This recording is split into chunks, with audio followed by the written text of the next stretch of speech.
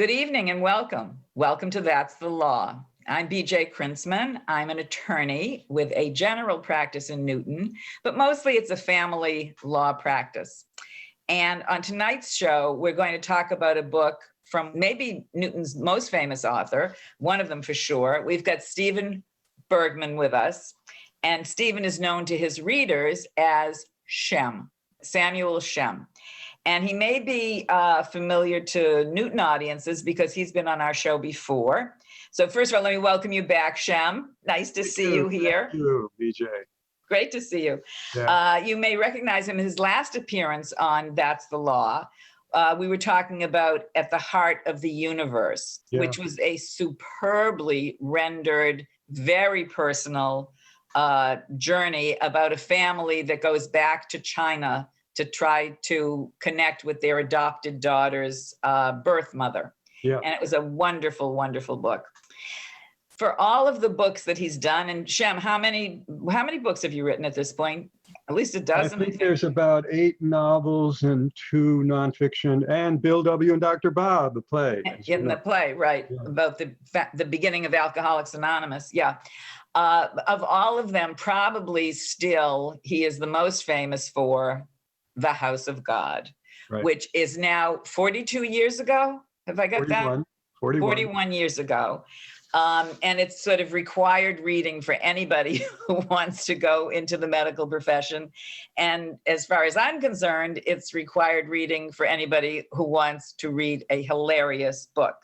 And in fact, Publishers Weekly named it one of the 10 best satires of all times, ranking it number 2, wedged between Don Quixote and Catch-22.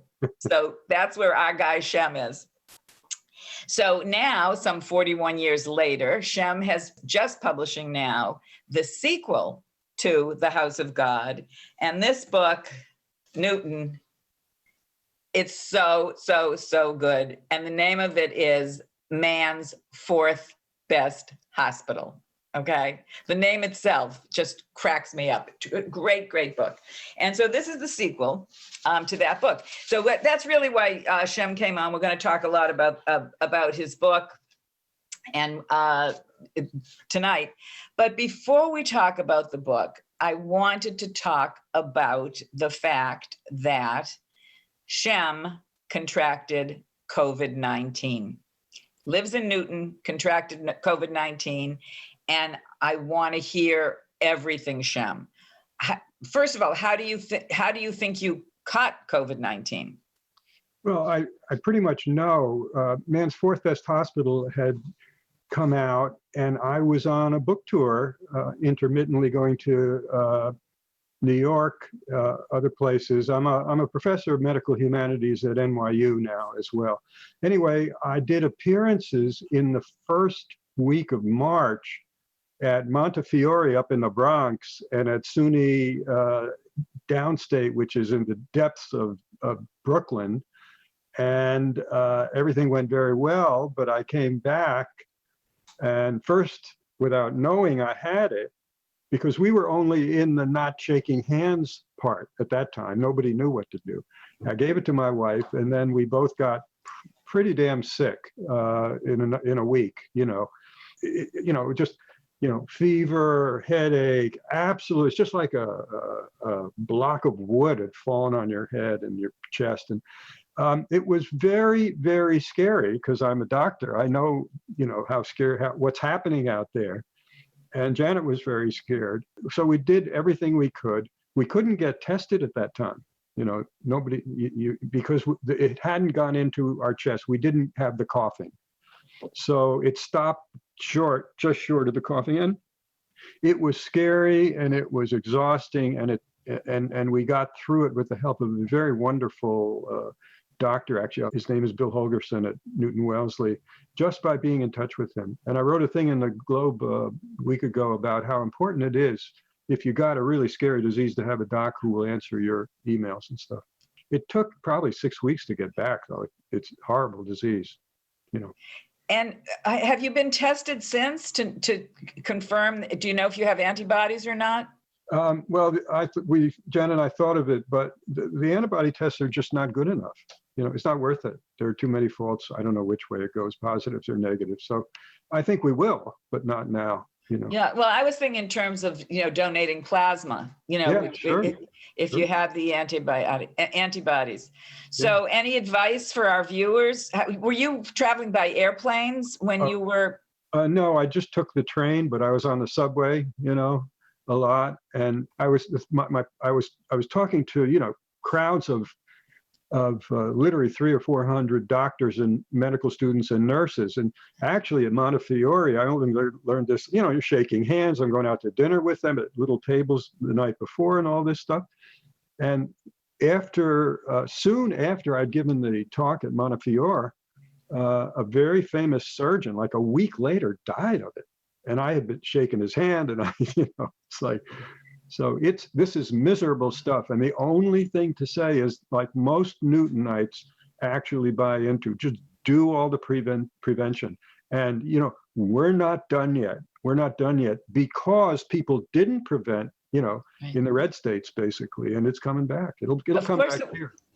Of course, I'm convinced that if there's one person in Bulgaria who has the disease, we're still not safe, because the world is our existence is so global. The world is flat, that it's just a nightmare. Yeah. And, you're a doctor, you're a shrink, really, mostly at what you've done. But it feels that I'm going to call it the bad behavior, is so insensitive to the medical profession, which is like, now they've got us through this. Now what? They have to get us through it again and again and again. Well, anyway, glad that you're better. And Janet's all better? We're both better, yeah. Although, I'm not going out much. I'm scared. I'm scared. Me too. And the best thing was very, very early on. I was in California, so I was hearing a lot before people were hearing it in Massachusetts. And I don't know, I got back and I was emailing my doctor, my primary care physician, about something. And this had to be like the end of February. Yeah. And he said to me, stay away from people. Yeah. Yeah. And that's all I had to hear. And that's what I've done. Yeah. So lucky. Anyway, and thank God that God invented Zoom before he invented the COVID-19. So we still get to I know, I love other. I love it. Anyway, let's get to the book, and we're glad you're better. Send my best to Janet. Again, we're with Steve Bergman, also known as Samuel Shem, and we are discussing his book, Man's Fourth Best Hospital. So I was going to ask you why it took you 41 years to write a sequel, but I know the answer, which is people have had to stop laughing from the first book. So you had to wait. But I love the title of the book. And actually, now that I'm thinking of it, I should have introduced you as the world's second best satirist, right? That's what we can call you now. Let me I got such abuse for the House of God. Let me tell you something. You live long enough, the people who hate you either die or retire, And just about 2 weeks ago, the Washington Post also, they had a list of 12 novels that changed the world.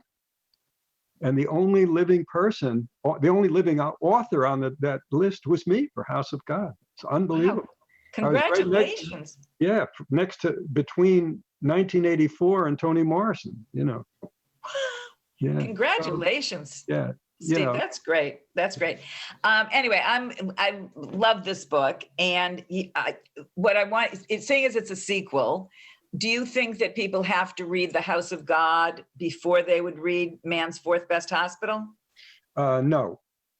It stands on its own. When you write a sequel, you want to make sure that people don't have to, because why would you? A lot of the same characters come in. Well, I'll just say just briefly what it's about, and I am a whistleblower of healthcare, and I blew the whistle on medical training in the internship with the House of God, and this one is blowing the whistle on the whole medical system, which is cracked, and we've seen, especially in the epidemic, we're not fit to handle these things. And BJ, I really got lucky. You know, I've been at this age, I feel a great deal of gratitude. That's my deep feeling is gratitude. And I wanted to write a sequel, but I was out of medicine. I was just writing, actually. I got a call from NYU. Hey, you want to be a professor of medicine in NYU? I said, what? Why? And they said, well, we want you to teach. And I said, what do you want me to teach? And they said, dummy, we want you to teach the House of God. So Harvard hated me for the House of God, and NYU wanted me for the House of God. And actually, NYU is a wonderful place. And one of the reasons I found out, it's a very kind, connected place, as opposed to, you know, Harvard is a lot of competition and stuff. And the three top guys at NYU Med, which is 47,000 people, are all refugees from the House of God. They all trained there, one of them with me. So, you know, nice. Long story short, all of a sudden I saw modern medicine clear because I was back there. I was on the wards and stuff. And immediately I saw all the miracles, but immediately I saw two things that I said, hey, wait a second. Somebody's got to write about this. This is so bad. Somebody's got to write about this, and I guess it would be me. The same feeling I had with the House of God. And the two things, which is what the book is about, is money. Can I guess? Yes. Money and screens. And screens. Did I get it? You got it, which means money and money, because the computers with your doctor back to you are billing machines. That's what they are. People don't know that. So, boom. I got into gear and I said, I got to write it. And I did. And I felt a real obligation, not just to talk about medicine, but the larger system. And the book, in a nutshell, is about, as the narrator says on the first chapter, he says, I have to write about a time when medicine could go one of either two ways, either toward more humane care or toward money and screens. And man's fourth best hospital, which used to be man's best hospital, somehow starts going down in prestige and money, right? And because of this big buddies thing that's squishing them, this corporation that owns them now. And so they need help. And they call up the fat man, who's the hero of the House of God, a wonderful doctor, a rich doctor and a prestigious doctor, and say, hey, come on, we want you to come here and help. And he says, what? And he said, anything you want to do. And he says, what I want to do is have a public clinic leaning up against man's fourth.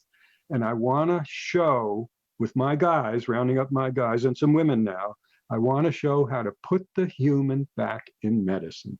Put the human back in medicine. And that was my challenge 4 years ago when I started this. And I'm very, very happy about this book, you know. It's a wonderful book. And I love the conceit of it, which is to take the characters who were there 40 years ago, bring them fast forward into where they are now, what's happened to their lives, and when they're confronted with medicine as it is today. Good. And you just did sort of the perfect intro. We had discussed maybe you're reading from the beginning of chapter 3 of this book, because that's kind of the inception of this, the clinic that the fat man is going to start to make what had been the world's best hospital into man's fourth best hospital, and to turn it back into the best again, and to make money for the Uber organization, which is called Buddies. Buddies, right, Buddies. Wink, wink. Okay, this is chapter 3. Look, the fat man was saying in a trembling voice we'd rarely heard before. Beautiful, isn't it? Yummy. The 6 of us guys, plus Naidu Angel and Umberto Parza, the short, wiry Hispanic doctor who'd been in the crash meeting and who turned out to be the fat man's faithful all-purpose man, stood in an alley looking at what might have been a lot of things, but 2 things it was not were yummy and beautiful. We were staring at a crumbly red brick building of 4 stories, leaning like a Gomer for support against a razor-edged man's 4th best skyscraper. The bricks were those thin ones that had been healthy at least a century before, and the windows the old kind that light had to wobble through. Above a narrow front door was a wide granite chunk into which was carved pathology. Under it was a shiny new brass plaque, The Future of Medicine Clinic, Care, Compassion, and Cancer. Yes, yes, said Fat's big head nodding slowly. The FMC. He paused, stared at us. Come on, get it? No one got it. Shaking his head, he raised his hands. I was always amazed at how with those fat fingers, when everyone else had failed to get in a big line or do an LP, with one slick stroke he would succeed. And now, as if lifting each word onto a shelf in the thick summer air, he said, the FMC, the Fat Man Clinic. Shouts, laughter, amazement, a dream. Fat stopped, choked up. He snatched a terrible hanky from his pocket, blew that nose, a fat, wet sound. He placed the hanky over his heart. A dream come true. Wonderful, Yeah, wonderful. Nice. Thank you. One of the things I wanted to talk about a little bit on the serious side is that one of the things you've worked on in your life, your own personal life, and certainly with Janet Surrey, who's your partner in life, is on relational theory. Yeah. And I wanted to talk about relational theory, what that is, if you could just set it up for us a little bit. And also, that's how I see the Fat Man here, as basically saying we need relational theory. We need to see, we actually need to see the patients. We need to talk to them. We need to hear them. Right. Yeah. Janet and I have been together a long time, and she was a member of something that you remember, most people don't, is the Stone Center at Wellesley College, which was developing this theory, in the 80s, I guess. And it's very simple. The main male design theory of healthy growth and psychology is about the self. And women didn't feel that really spoke to them. And so what they did was a very simple paradigm shift. The measure of a person's health and development, psychological health and development, is the quality of their relationships. You measure how healthy it is by connections.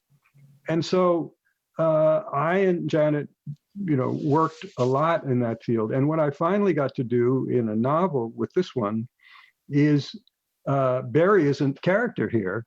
And the Fat Man is this great leader, but he's a leader. Actually, he does say we have to learn to be with the patients. He says that in the first novel, and he says it again here.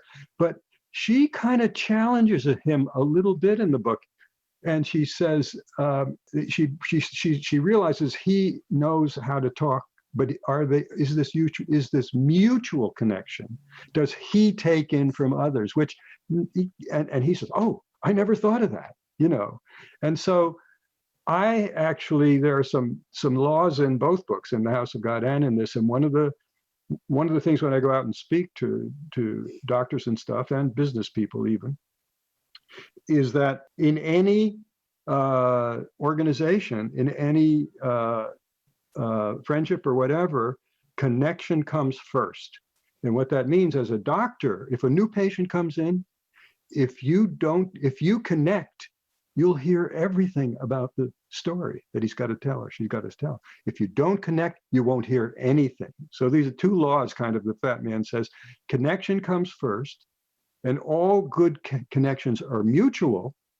If it ain't mutual, it ain't good. And then the second thing is about relationship and connection. Nobody gets it all right all the time. You're always screwing up. And so the second law is just that you don't get it all the time, but you have to walk through the connection to a better connection. You have to hang in to walk through to a better connection. So that's how I use it in the book too. Right. And, I have to tell you that you don't have a lock on this in the medical profession. As an attorney, This is so important to me. I have never, ever, ever begun a client meeting, a client conversation, whatever it is, without saying, tell me what's going on. Tell me what's happening. Tell me how you are. Okay. The reason being, first of all, I need to know, And if I just assume that they did what I asked them to do, or, you know, what's going on in the case, that I'm going to be wrong. And also it's to connect with them, because I have to know every single thing that is going on so that I can give them the best representation. Same thing as so that you can apply the best medical practice, whatever it is that they have. And first, you have to listen. And it's the biggest mistake that doctors, attorneys make, which is they don't listen. They think they know the problem, they understand it, here's what to do. Yeah, you know, and it's so important in medicine. I mean, I hear you about law. It's so important in medicine. One of the reasons is that there's so much healing that goes on if you connect. There have been studies that have shown that, you know. And the example also that I give is sort of historical. The old surgeons, you know, always used to say, I did the test, I'm going to operate on you. That's an IU, right? Now, the surgeons are saying, well, I did the test and you can go and get a second opinion. Okay, that's IU. What if the surgeon said, we've done the test, let's decide what we're going to do. We've done the test, let us, what are we going to, what's the patient going to say in return? I guarantee the patient will start saying, well, I think we should do something. So you put the we out there between people, it concretizes the fact there's a relationship here, a connection. What's the reason studies have shown that surgeons, the surgeons that get sued more than any other, the patient says there was no relationship with him. Oh yeah. So, yeah. You know, I'm really going, you know, the fat man's clinic in this little, you know, around the table, they always start with a connection. They go around the room, right. A check-in, and they end with a check-in, you know, and it makes a huge difference. And, but you know, society is not like that. This is a self-society, and these right. big, you know, corporate things don't know how to do that. Right. And traditional psychological theory has fed into that, which is the self. Yeah. Exactly. Yeah. And, you know, in the legal profession, the number one complaint against lawyers who are brought up before the Board of Bar Overseers, the number one complaint is they don't return my call. Yeah. I can't reach them. Okay. You know, I'm a little surprised when you said if your surgeon says, what are we going to do? And you know you guarantee what the answer is. I thought the patient was going to say, you tell me, you're the surgeon, you know, like, how am I supposed to know what to do? Because sometimes, you know, it's a little bit of a fine line there. Well, yeah, but it's let's talk about what we are going to do. Okay. You know, so he's planting the we, you know. Right. It works. It works. I tell medical students, try it. Use we. So Shem, you have the book, Man's Fourth Best Hospital by Samuel Shem, is basically an indictment of the medical profession today. And the hunger for money, the greed, a lot of it is driven by the HMOs, which you know, you have to be making so much money. You can only spend 20 seconds with a patient. I always say that if they could do surgery through the drive-through window, you know, they would. But this is a heck of a time to be indicting the medical profession when everyone in New York gets out at 7 o'clock and is applauding, and there are frontline heroes. So how do you feel about that at this particular juncture? Well, as I said, I take writing very seriously, and I write novels of resistance to an unjust system. So when I took this on, I really knew I had to take on the broader thing about, you know, healthcare. And in the middle of the book, the fat man, who is sort of me in a way, he gives a chalk talk, even though he's a high-tech guy, a chalk talk with his little team in this little clinic on, quote, the 6 rackets of American healthcare, follow the money, you know.